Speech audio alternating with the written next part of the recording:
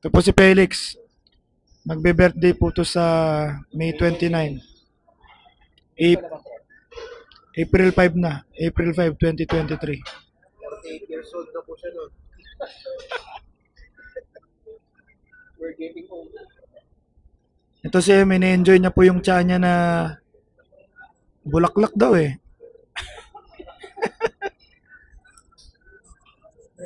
Mic test.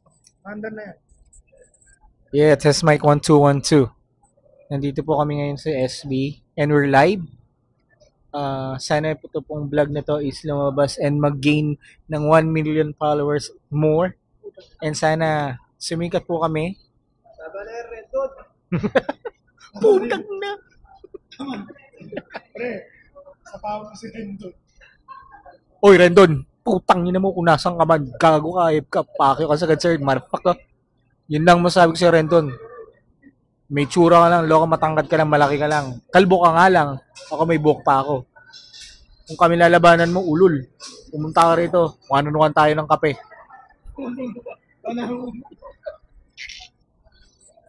Ito naman si M. Mahihayin po to sa mic eh, pero bahala na po siya. O ano, yun na yun. Ano ba sasabihin natin? Wala.